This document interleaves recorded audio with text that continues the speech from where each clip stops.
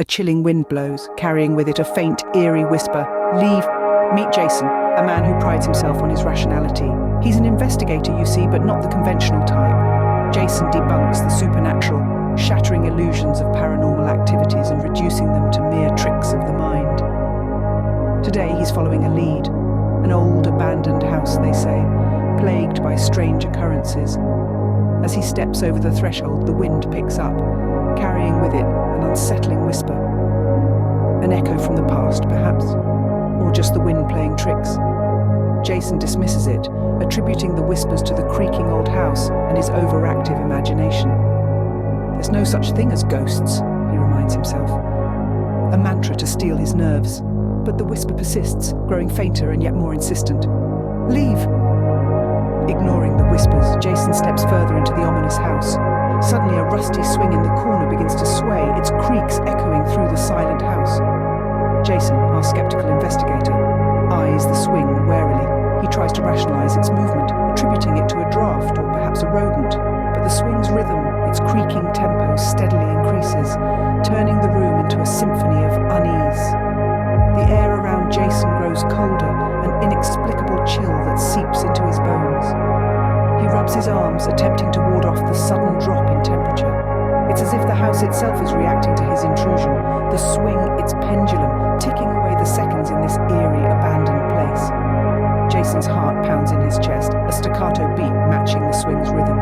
He swallows hard, his breath visible in the cold air. But his determination doesn't waver.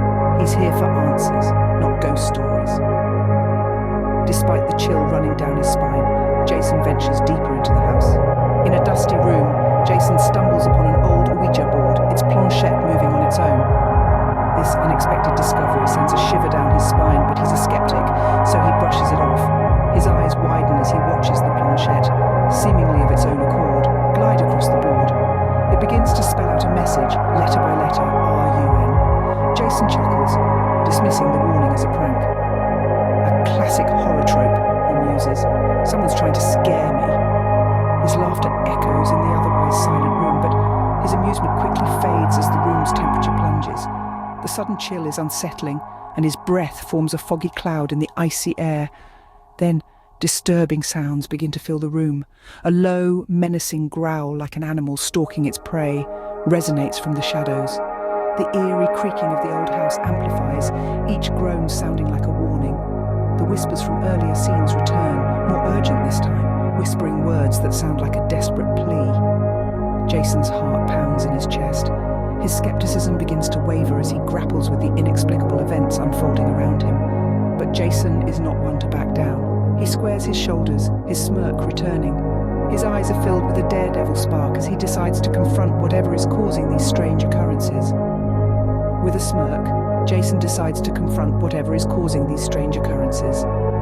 Out of nowhere, translucent figures appear, their eyes glowing with an otherworldly light. The air grows cold, a chill that seems to seep into the marrow of your bones. Jason, our fearless investigator, is taken aback. His rational mind struggles to comprehend the ethereal spectacle unfolding before him, yet his skepticism instinctively kicks in. Are these merely projections, some sort of holographic trickery? He decides to engage them, to speak to the apparitions. "Who are you?" he asks, his voice echoing with a strange blend of fear and fascination. The figures remain silent, their spectral forms flickering like candles in the wind. Yet, their message is clear. Their ghostly fingers point towards the exit, a silent directive that reverberates through the eerie silence. They're not here to harm, they're here to warn. Suddenly, Jason feels a force, invisible yet palpable, pushing him towards the door. It's as if the very air around him has turned into a spectral hand, nudging him, propelling him towards safety.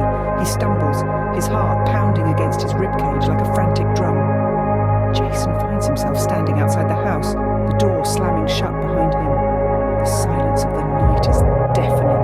He's out, he's safe, but the image of the ghostly figures, their eyes glowing with an otherworldly light, will haunt him forever. This isn't the end. It's merely the beginning of a mystery that will continue to unravel, one spectral whisper at a time. Baffled yet intrigued, Jason looks back at the house, its windows glowing ominously. A shiver runs down his spine as a pang of fear seizes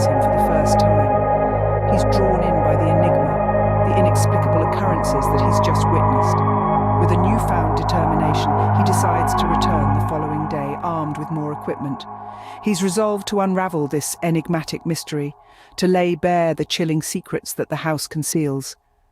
As he walks away, the whispers return. "You shouldn't have come.